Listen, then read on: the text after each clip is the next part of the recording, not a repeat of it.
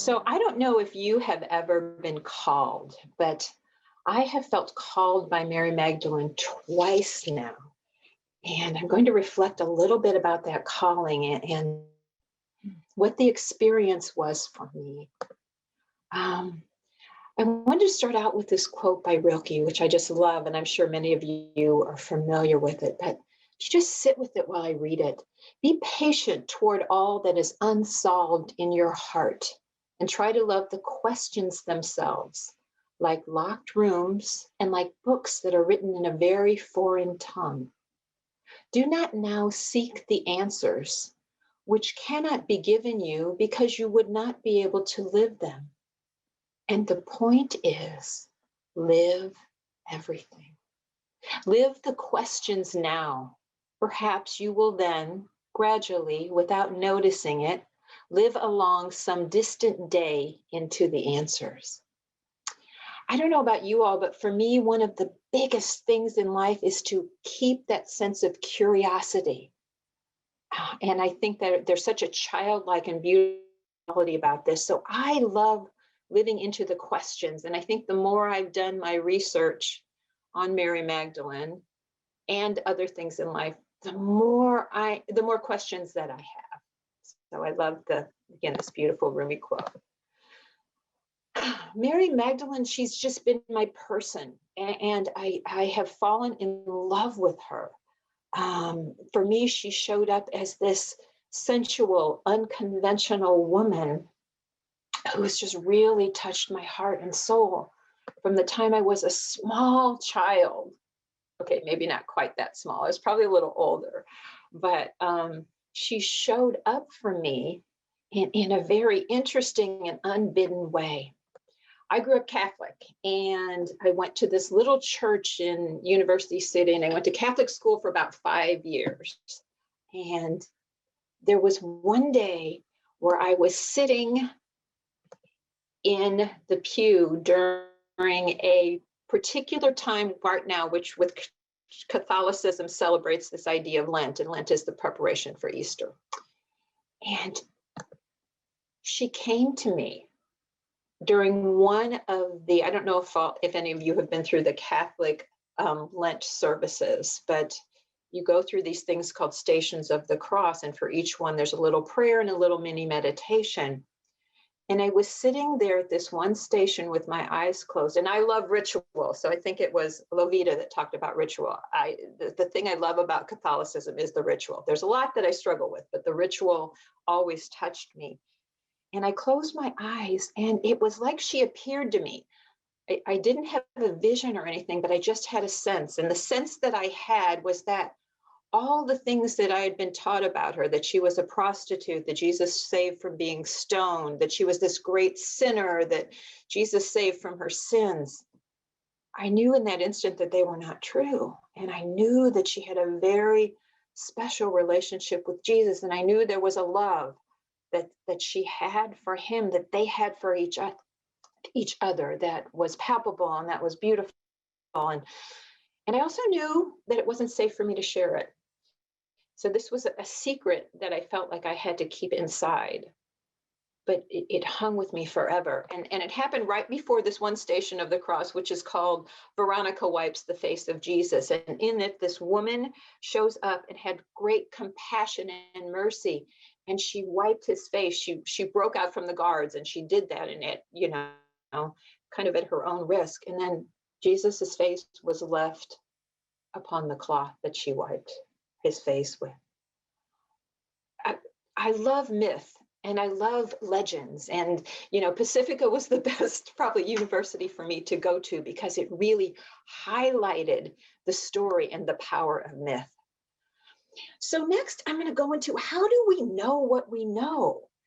How do we determine what we believe to be true when it comes to looking at things like religion, spirituality, and the Bible? And I grew up Catholic, so we weren't really big Bible people. But the way that we know what we know about religion, part of it, and part of how we know anything, is through historical writings, through reading scriptures, through scriptural exegesis, which is going in and trying to figure out what the real deeper meaning is.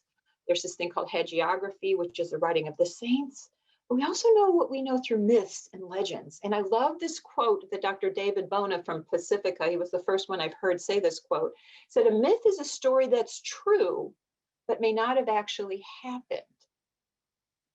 I love that idea. And apocrypha, and that's the study of things that are hidden. And we also know what we know through art, theater, music, poetry. But there's another way we know what we know, and that's through the inner knowing. That's through the heart and the soul whispers, the things that I would call callings. And through something called Lectio Divina, which is kind of a sacred way of meditating on art or on a myth or on a text, where you allow that artistic expression to speak to you, and you see what emerges from that. Dreams, oracles, there's all kinds of ways that we somehow tap into. Maybe it's those invisible through lines that we tap into something, or Jung would call them archetypes. But we tap into something that's bigger than us, and all of a sudden we know something, or we feel called into something. So my second calling occurred when I was trying to figure out, in this program in clinical psychology, I came from a very strong corporate background, and after going to the University of Santa Monica and really learning a lot about myself and a lot about other people's theories, I decided to keep going and get my doctorate in clinical psychology. I had a great corporate job at the time that I really loved. I worked for Enterprise Rent-A-Car and Human Resources and Training, but I knew there was more. And so I jumped into a doctoral program, having no idea. I'm sure that a lot of you have jumped into something that when you first started, you have no idea what's going to come out of it. And so there was more to me there than just getting my official PhD. It came at the point in time where everyone was choosing what to write about on their dissertation, which is this big, huge masterpiece book that you write and do a ton of research in. And I could not figure out what I wanted to write about. I had so many ideas. And then one day I was sitting in the garden, in the Pacifica Lambert campus, and I heard this whisper, and it said, "Tell my story." And I'm like, what? Who, me? And it was Mary Magdalene again. And she said, "Yes, you, tell my story." And I was just blown away. And I don't know if you ever have felt called, but I think at first you question the call, oh my gosh, is this something really speaking to me? And then you kind of pull away from it. And it's like, I can't possibly, I'm writing about clinical psychology. This is religion, spirituality, Mary Magdalene, mythology. But then I was going to a Jungian school, so she just kept calling. She kept knocking on the door, and she was pretty relentless in her pursuit of me. And this was before the Da Vinci Code came out, before Mary Magdalene hit the scenes. You hadn't really heard much about her. I knew how I felt about her, but I hadn't done any studying about her.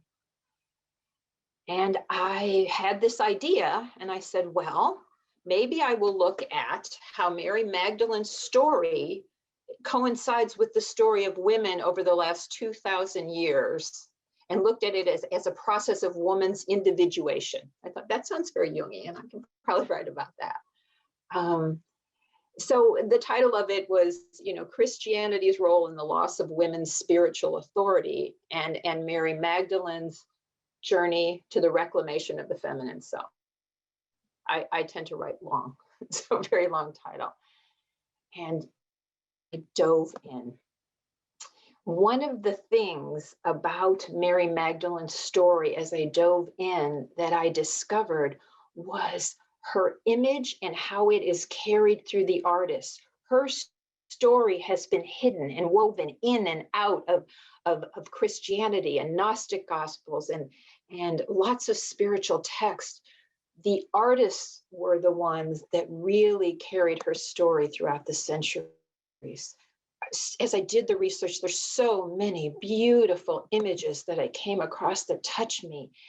And she was painted in alignment with the theories of the time. So whatever the particular artistic style was, That's how they painted her. And there came a point in time where women wanted to be painted like Mary Magdalene because they really saw her as powerful. And each time I found in my research that Mary Magdalene's story rose to the surface, it was during a time when there was a great struggle going on in the world, and the feminine voice had become more lost. And in the 12th century in France was one of those times where, patriarchal rule, the church was really pushing down, and the story of Mary Magdalene as a prostitute, kept circling around. And she's not a prostitute, as I'm sure most of you probably know right now.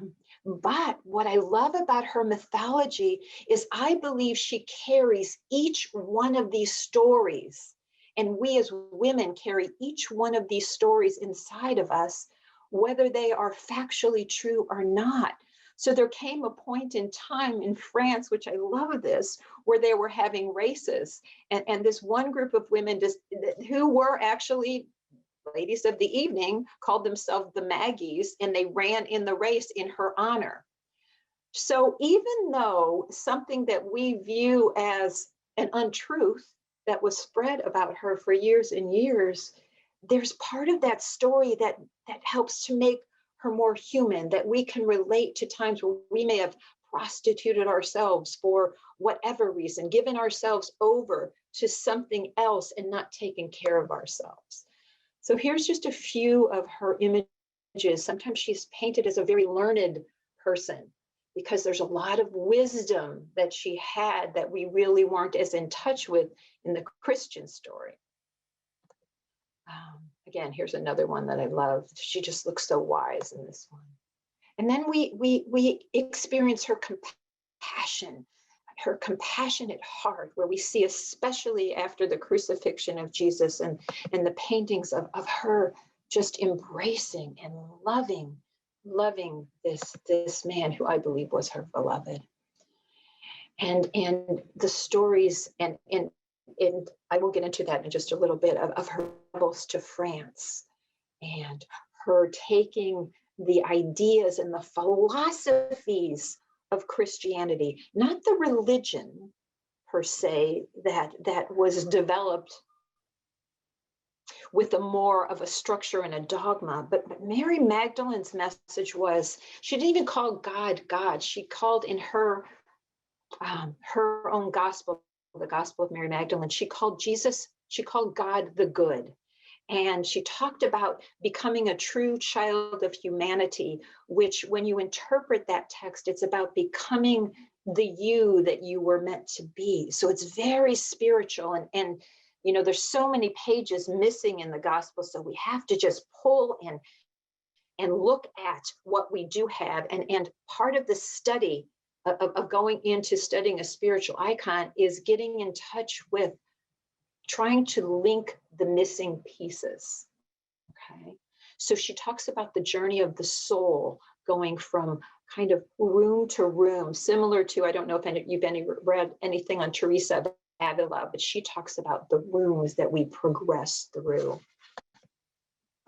So there's challenge in recovering women's stories, particularly biblical ones, is that biblical stories were written after Jesus's death. They were divinely inspired, but androcentric, so written from a male point of view. And in biblical writings, the women served as ancillary characters. Like they were just these characters around that kind of helped tell the main story. And during this period of the biblical writings, women were also seen as having less value. So again, their stories are written differently. One time I was teaching a class, and it was around the time of 9/11. And to emphasize this point, I said to a group of people, I would love you each to write the story of 9/11 to someone that had never experienced it. I think I had 12 people in the class. Each person wrote that story from a different perspective. One wrote about being the pilot. One wrote about what it was like to be the woman making the last call to her husband before the plane went down. And we looked and we compared the stories. Every single person was writing about something that they had heard about.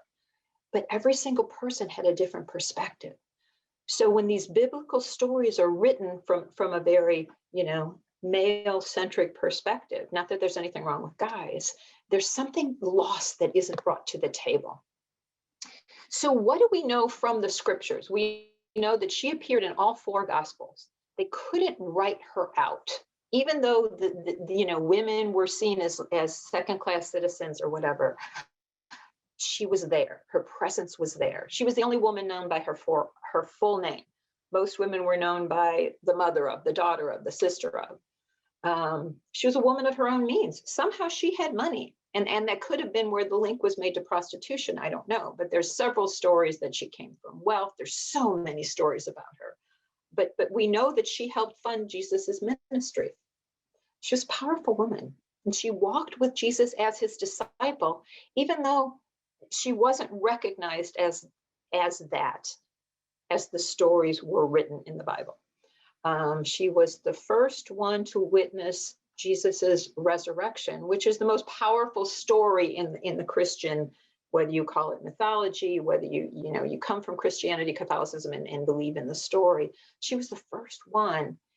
And she was the only one in several gospels, like the Gospel of John. And she was told to go and tell. She was the one that was given the mission of spreading what was the most powerful story, again, in Christianity.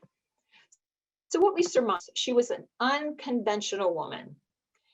She was, again, in all 4 gospels, she was the one that anointed Jesus. Now, an anointing was typically a prophet of God anoints someone, or a wife anoints a husband. It's not just some random thing that happens, that it would kind of wove its way through the Bible. The anointing was very powerful.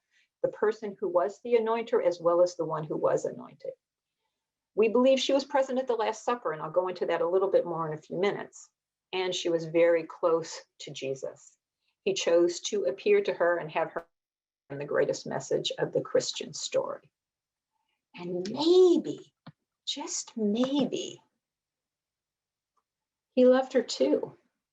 We even in Catholicism, which is, again, where I grew up in my roots, we always knew that she loved him.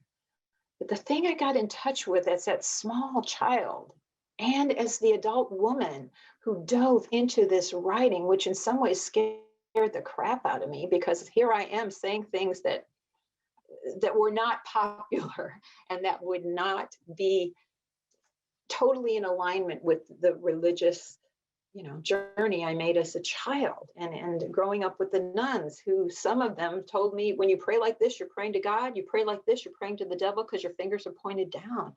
So many things that even as a kid, I'm like, there's no way that I just didn't believe it. And I love this picture because to me, it's just speaking to her mystery, to her connection, and to potentially to their connection. Just love that image. So here are a few important dates, and then I'm going to take you into a process. So when we look at the dates, there was the Edict of Milan. Christianity came from a place where Christians were prosecuted, they were prosecuted, or they were not held in high regard. They were persecuted, not prosecuted, maybe prosecuted too. And then in the Edict of Milan, there was an equal treatment of Christians. It's funny how Christians were the persecuted, and then years later end up being the persecutors in the witch burnings and things like that. Christianity became the official religion of Rome. In 525, St. Ambrose was the first one who called Mary Magdalene the apostle to the apostles. And what that means is she was the chief messenger. Before that, she was not even included at all. Then in 591, Pope Gregory made this sermon where he was the first one to call her a prostitute. And that was a label that she carried all the way through until it was rescinded in 1969. Can you imagine carrying that false label for all those years? Priests didn't used to have to be celibate. 1073 celibacy became the church law. The prostitute label was rescinded, but some people still believe that she carries that and that she was a prostitute. Pope John Paul in 1988 referred to her as the official apostle to the apostles. She was given that title. And then in 2016, Pope Francis elevated her feast day to that of one of the highest level, saints and mystics. Here is one key that is really important. I believe, as Mary Grace said, that we are entering into the age of partnership. And so what does that mean? When I did my research, I wanted to understand pre-Christian history. So I went and I looked at what were the roles of women in society and spirituality before Christianity took over. Christianity became, in Catholicism, patriarchal, which meant it was very male dominated. The men were in charge. Even some of the biblical writings talk about women need to, the writings of St. Paul put something on their head. They need to, acquiesce to the views of their husbands. So somehow, all of a sudden, male God, male priest, females were not involved in what became an organized religion. And I thought, where did that come from? And I looked at Egyptian history, Greek history, Roman history, Judaism, what was going on in the Middle East. And what I found was that women used to carry the spirituality for the families. It was more, kind of right following matriarchy, which means that the women, kind of carried that family lineage. They would meet in circles. They would teach the children about, spiritual things. And that was their heart until it started to shift and we went into patriarchal rule. And it was more about wanting to own land and possessions, possessing kids, possessing women. So it all began to shift. And the role of spirituality was usurped from women and became one of the things that were the role of men. Now, I love men. I don't have any challenges with men. And I think that when you get to this idea of power over, it became more about a power grab and religion and spirituality. It got all tied up with power. And I think that's when it started going sideways. And I think we're still dealing with the aftermath of that today. But when we go back to this image, and this is a close-up image of the Last Supper, why it's so critical, I believe, to have the idea that Mary Magdalene, and most of the images say that it was John sitting next to Jesus, but I went to Milan and I looked at this image up close and very much looks like a woman to me. And not that Da Vinci, who painted this, is the one who is, in charge of making sure that all things, he's not in charge. He's not the one really in charge of what happened. But again, I believe the story is carried through the artists. So there's this thing called apostolic succession. And apostolic succession means that at the time of the Last Supper, Jesus broke bread and there was this spiritual transformation of power. And the people who were present at the Last Supper then became the ones that were ordained out and preach this beautiful teachings of it, in this very heartfelt teachings of this spiritual master. Apostolic succession is one of the reasons that the Catholic Church still holds that women cannot be priests. So what if Mary Magdalene was really there? That kind of blows that theory out of the water. And I think that's why some of these ideas are fought so hard to hold this power, because again, it's becoming more about power.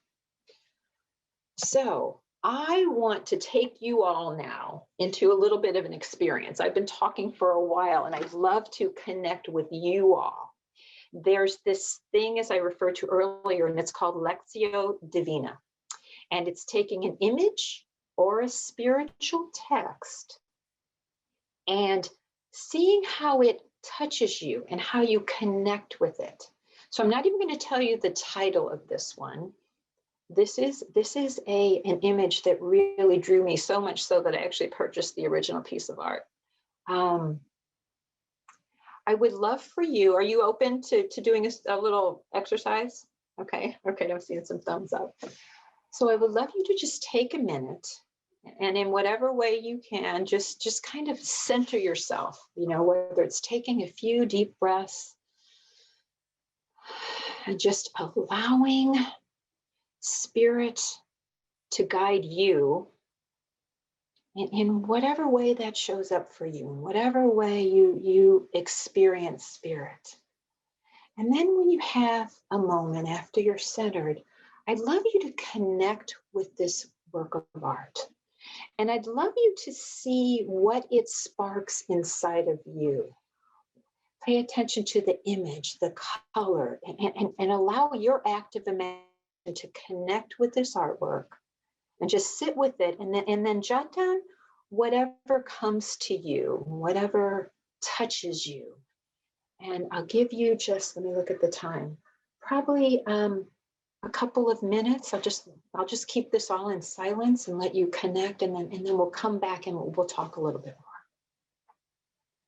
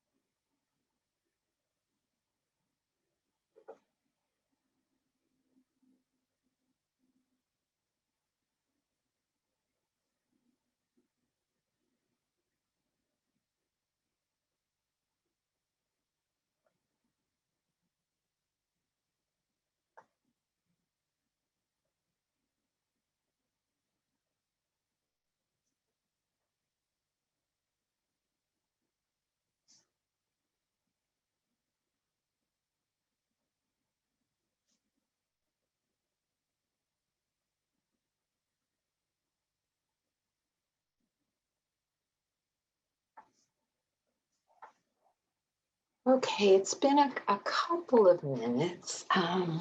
Does anyone, I can't see everyone's hand, but does anyone need more time? Okay, well then, what I would love to do then, and somebody else is going to have to be in charge of the unmuting because I'm not sure exactly how to do that, but I would love to have whoever wants to share their impressions of the art, what came to them, what came through them, or a time where you felt like something whispered or came to you and you felt like you were called into something, that something surprised you and called you that you felt was, you know, something, I don't know, outside within yourself. So either one of those, if someone would like to share something about the art where it touched them, or a time when you were called. And Mary Grace, I don't know who is in charge of that. Can you take care of that? The host, we can mute somebody, but we cannot unmute. So people have to unmute themselves. Okay. Right now with your artwork, I can only see a couple people. Okay. What would be best is to stop share just temporarily so we can see all the faces. Thanks. Great, Yeah. thank you. Yeah. There you go. All right, there we go. Thank you. Okay. So now whoever wants to take charge of, is there anyone that would like to either share what touched them about the art, or a time when you felt that you were called into something that may have surprised you, or something that really shifted something inside your world? It looks like Bill. Bill has his hand up. Yeah. Okay.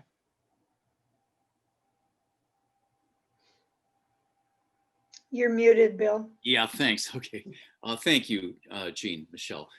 Yeah, it's just what touched me about the art. I just had this sense of being in a cave or a church or just within, and the feeling of nourishment and security there, and then looking out, looking outward toward ready to face the world at large. That was what I got. Wow, thank you. That's beautiful. Thank you. So kind of being within, and kind of that womb-like cave kind of experience. So the going within and then going out, and then taking that out. Is what I heard. Nice. Thank you. Nita?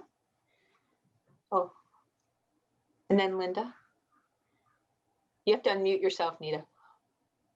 Unmute, Nita. I have There you go. I have a trackball, which takes me a few minutes to navigate. So if you guys want to, I saw Jesus standing there. The only difference was the length of the hair. And I was mesmerized by, even on my screen, the pulsating aura around her, which is like, is she standing in front of, is she opening up to, or is all of that blue her aura? In other words, it felt like her connection, and we've all had a connection at that level.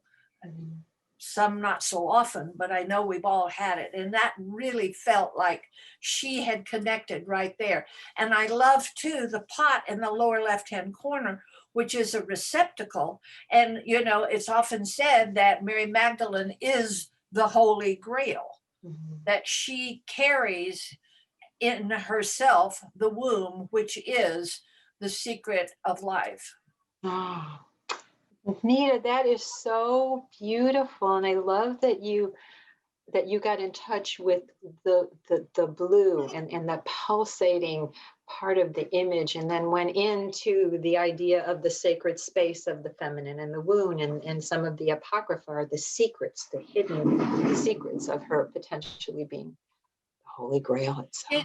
How big is the painting? How big is the painting? Can I get it for, oh, I will show you. It's not that big, actually.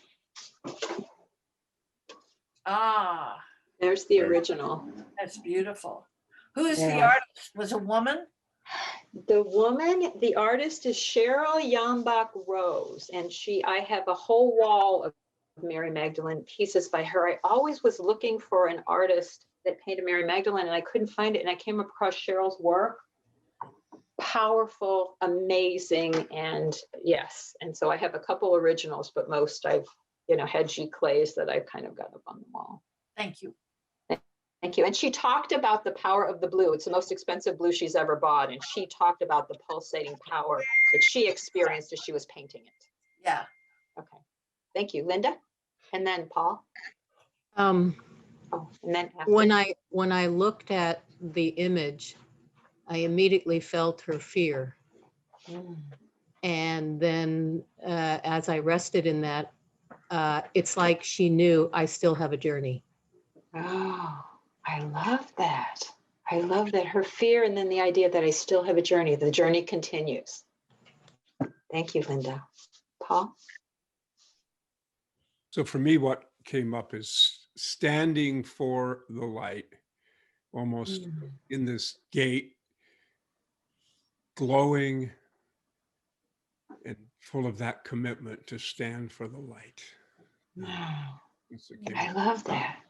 And standing for the light, even in the face of a lot of dark, even in the face of misguided stories, even in the face of, a challenging world, just that standing for the light. Beautiful, Paul. Thank you. Welcome. Thank you. Afton? Yes, I related this personally to an image that I often have in dream and imagery work. So I wrote a couple of sentences. I stand facing a beautiful turquoise sky at the doorway of a cave. Far below is my turquoise sea. I am in awe but fearful. How do I get down to the sea so far below? Can I fly? Is there my mountain path across the sea? If so, it is masked in mist. It chills. That's beautiful. Beautiful poetry. Awesome. It Awesome. was so inspirational. Thank you. Did you just write that? Yeah. Yeah. I thought you were reading I would love a copy of that. Thank you. Oh, sure. Wow, you guys are so creative. Then Mary Grace, then Ron, and I can't, and then Patricia. And I can't see people on the other screen, so. And Levita. And Levita. also has her hand Oh, up. and then Levita. All right, you guys just go.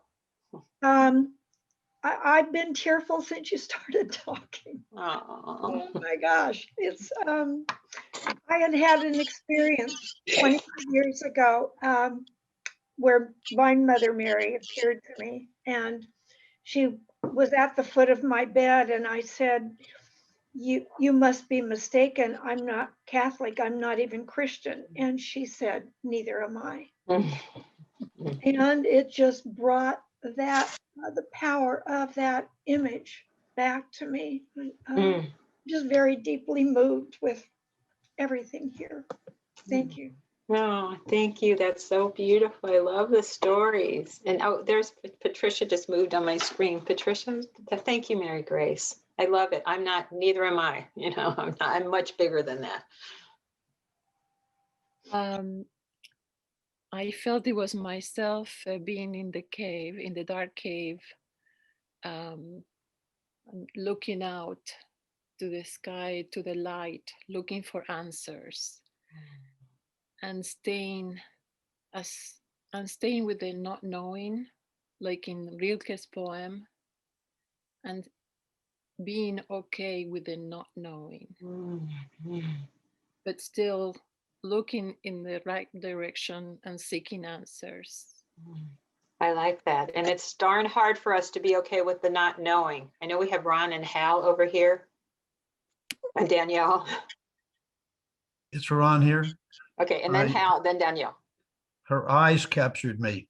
Her eyes stood out in every one of the paintings, okay? And they captured me, and they'll be with me for a long time because I can see them in my mind right now. And about 40 years ago, and I'm Jewish, 40 years ago, I was in New York and went to St. Patrick's. And St. Patrick's overwhelmed me. Some of the people know the story. For the last 40 years, when I go to New York to visit my kids, I go to St. Patrick's, sit in the first row, and go to a mass. And I feel very, very comfortable there because the spirit is still the same. And about 10 years ago, I was sitting there and a young priest came over to me and he said, "Are you infirmed?" And I said, "No." He said, "Well, you're not kneeling when the prayers are done." And I said, "Well, I don't kneel. I'm Jewish." He said, "Okay, I'm sorry, I don't want to interrupt you." So He said, "Okay, I love what?" St. Patrick's. I love St. Patrick's. And I've been there once too. Nice. Beautiful story. And I love your connection with the eyes.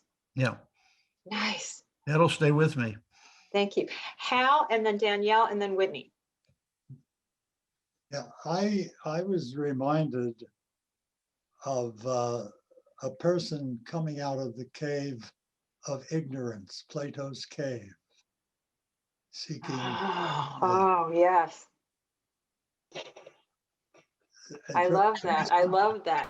Kind of all the stuff back here and knowing there's more. Thank you, Hal. That's beautiful. Danielle? Well, I was actually going to mention Plato's cave as well. Oh, okay, all right, connection there. Yeah, I also got a number of ideas because the blue is one of my favorite colors, and it's also the blue that I grew up Catholic too, and I always associate with the statues of the Holy Mother. It's that blue that they use. The shape is very feminine, symbolic of the feminine. And at first I was thinking she's standing at the edge of a precipice and trying to get the courage to step out into the beyond. And there's this blue, powerful light and love that is going to support her and catch her. And then I was thinking of Plato's cave. It's like she's looking out and seeing the light, and leaving ignorance behind her. And then the vessel on the side was actually struck me too. It's the empty vessel, ready to catch all that love and wisdom. And on some dimension, it also looks like a waterfall, where she's going to collect water using that vessel. And the white robe with the red sash is very very symbolic of the altar servers. Yes. So just from the beginning, it inspired a very holy, it's like I'm serving at the altar of whatever is there for me, and I'm at the edge of whatever is there for me, but I have no idea really what it is. Beautiful. Thank you, Danielle. Wow. Wow. I don't know how much time we have. I know I promised Whitney, and then if we can keep going, I'm open, but Mary Grace, you and Sarah, you're in charge. About 5 more minutes. Yeah. Okay. And Lovita set her hand up. Oh, okay. Whitney, Anita, did you say? Lovita. Oh, Lovita. Okay, Sarah, can you be in charge of it? Because I don't see the other screen, so I'm not seeing Lovita. Okay, I'm going to let you finish that out. So Whitney, and then Lovita, and then Sarah's in charge. I can be pretty quick. For me, it was very, very sudden and very strong. She is Mary Magdalene, and she is seeing the resurrected Christ. And I got to be Mary Magdalene, and I got to see that resurrected Christ in that moment. And what you said about the feminine being reclaimed in the power of our spirituality came back to me. And so there was sort of a veil that was lifted off of me, and it was very strong. It was very powerful and frightening, sort of, in its power and beauty and love. I can't really talk about it. So that's it, I'm done. Thank you, Whitney. And that's the power of really sitting with art that touches you. It takes you to these beautiful places, and she's touched so many people in so many ways. So thank you for connecting so deeply with the art and for your share. It was beautiful, Whitney. Lifting the veil. Love it. Now we're going to Lovita. This is just such an incredible painting. I've had that moment in my life, and it changed my life forever. What I'm seeing in this representation, she's standing at a threshold, and this is inclusive of the men as well. It's the feminine in all of us. And she is facing out into the unknown, and her aura immediately around her is showing the way. And we've actually, in the Mastery Circle, have been looking at the difference between a portal and a hole. And she's standing at the threshold of what looks like a portal to me. And taking that step into the unknown and into the brilliant new life beyond her domestic cave, with her utensils off to the right and left of her. Yes, the vessel. And also it looks like a pot, or maybe a teapot, or a lamp. Oh, it has a lamp. Yeah, it has a little fire on it. I see it better now. Yeah, thank you. That the lamp is very small, and she's stepping into this vibrant, as Nita said, pulsating light that is expanded beyond her being and herself. And I'm with Whitney. It makes it brings up just really powerful emotions. And in leaving the cave, there's that gray zone between the darkness of the cave and the moving out into the brighter, bigger, more infinite air, whatever she's facing. That's extraordinary. Absolutely. Thank you so much for bringing it. Thank you. And the title of the piece is The Portal. Ah, okay. Thank you. Wow.